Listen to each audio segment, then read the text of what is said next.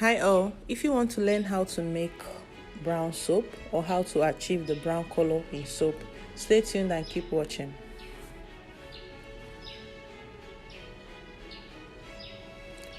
Welcome back to my channel. I want to teach you how to make the popular brown soap with using sugar as your brown color. This particular method can go for any soaping method at all. For this particular one, I'll be making use of the caustic soda, which is sodium hydroxide. We popularly call it as lye, and then I'll be making use of sodium sulphate as my hardener. Remember, and I quote, any procedure you use in making soap can work. All you have to learn is how to get your own brown color. So this is the golden syrup. Most of the time, we soapers will always want to achieve a brown color effect in our soap because it is the most popular soap that is being sold in our local communities, and we always find it hard to make this particular brown soap because when you go to the market and ask for brown color, when you come back and put it in your soap, you may end up getting a green color or a yellow color. They keep on mixing colors, and all that is actually very frustrating. You can actually make this yourself. I will attach the video at the end of this video. Just watch to the end and you see how I actually made that brown color. But let's continue to the production. I'm making use of palm kernel oil for this production. Like I said, any method you are already used to making soap, at the point where you add your other colors, you can just add in this brown color that will prepare. So I'm just using this very simple method in this particular video to show you how I can achieve a brown color effect in this soap. Remember that I didn't use soda ash as a builder in this soap because soda ash has a way of making soap to be whitish. So for that purpose, I removed the sodium carbonate, popularly known as soda ash light. So what I did now was to add in my oil, my palm kernel oil, into my mixing bowl. I've already dissolved my caustic soda and the sulphate and set it aside. I will also list the quantities on the screen so that you can see, but irrespective of the quantities, so far you're already a soaper and you make soap, you can actually use any method you have for making soap to make this brown soap. So first you add in the lye solution. Once it must have dissolved perfectly in water, you add in the lye solution. If you are using soda ash, also add in your soda ash solution. Any of the builders you are using for your soap, you can just add everything up together and then start stirring your soap to trace. So the second thing I added now was my sodium sulphate. I will be using sodium sulphate to harden the soap. So after mixing, I stirred everything perfectly. I had a very light trace. For those who are into cold production of soap, at this point you can just add in the brown color and pour your soap into your mold. But if you are not a cold process person, that means you have to cook your soap like me. Cooking your soap on the fire and allowing your soap to gel actually gives you a more a fine texture of soap. You get to see that your soap will be finer, will be smoother, will be shinier, and then it will actually reduce your curing time. Putting your soap on fire will help you to actually improve your soap saponification. Heat actually improves saponification. It's more like a catalyst you are adding to help your caustic soda to saponify your oils quickly. That is why people who are into commercial production of soap make sure that they put their soap on heat so that they can actually sell out quickly and produce again. If you have been making soap without profits, I have a profit receipt for you. You can contact us via the number on the screen. It is not a class, it's just a receipt. If you pay the amount necessary for it, I will send you the video and the receipt, and you see yourself making almost 400 bars of soap from just 25 liters of oil.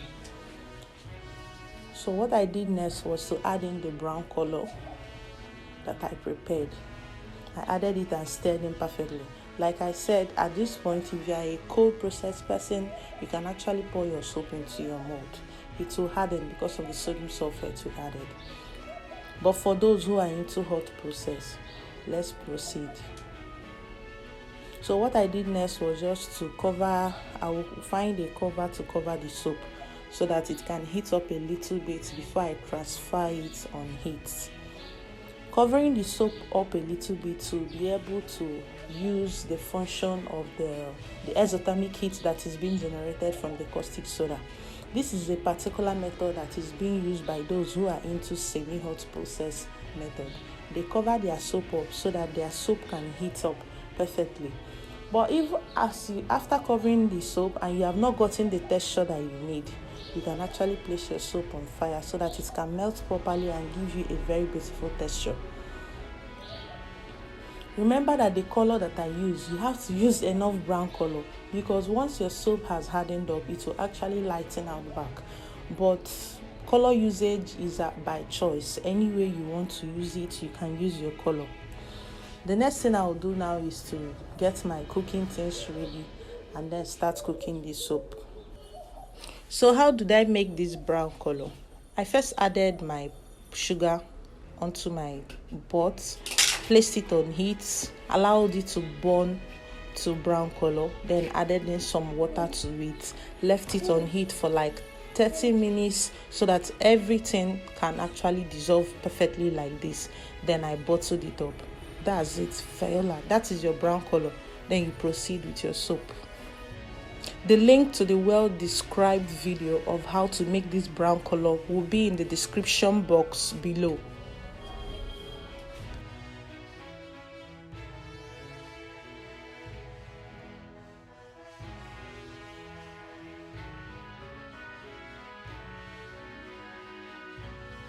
If you're a lover of hot process, transfer your soap into your heating pan and continue heating. Because the quantity is very little, I have to double boil to avoid burning the soap and bringing out black patches beneath this cooking material. If you are working with a bigger quantity, you can actually use your direct flame to work. But if you are working with small quantities like mine, this is just 500 ml of oil, I believe you should double boil it. So you can see the soap is already dissolving. The batter is already dissolving from underneath. So we'll let it dissolve perfectly and then we can pour the soap. Just continue heating at a very low heat. If you use a high heat at this particular point, you will spoil your soap. Your heat has to be controlled. Your heat has to be as low as possible. Any high heat can denature your soap and it will make you to put it down, allow it to cool and start back afresh maybe the next day. So but you can see what I'm doing right now. I'm speeding up the video so that we don't waste much time just watching me cook soap. Some persons don't know how to cook their soap. When they hear hot process, they become afraid of it.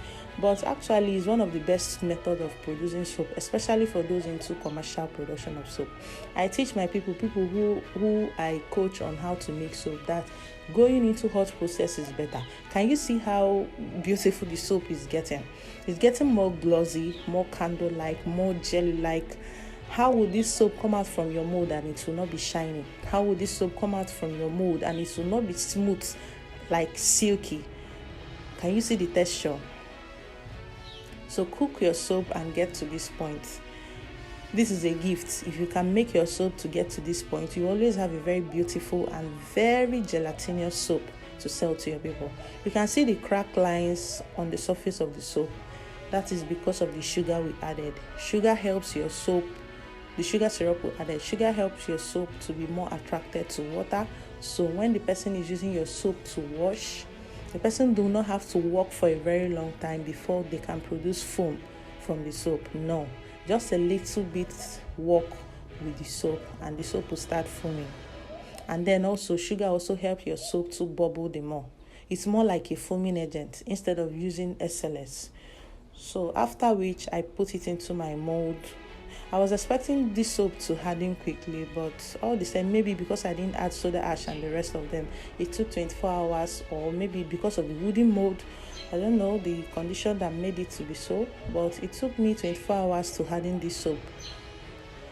24 good hours to harden this soap. So after molding the soap, this is how it looks. It's shiny, it's perfect. This is the color you've all been waiting for. This is all the color we all want to have in our soap. Everybody is keen. How do we make brown soap? How do we make brown soap? How can I achieve brown color? Look at it. You can achieve that brown color yourself.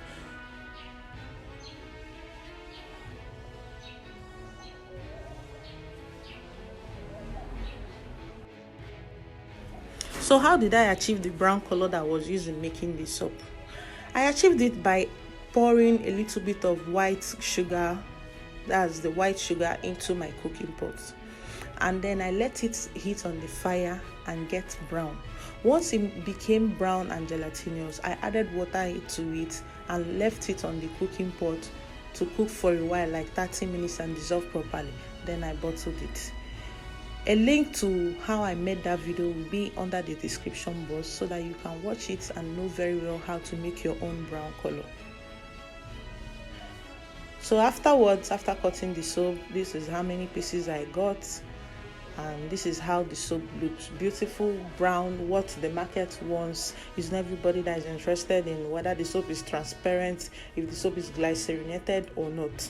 So this is it. Thank you guys for watching to the end of this video.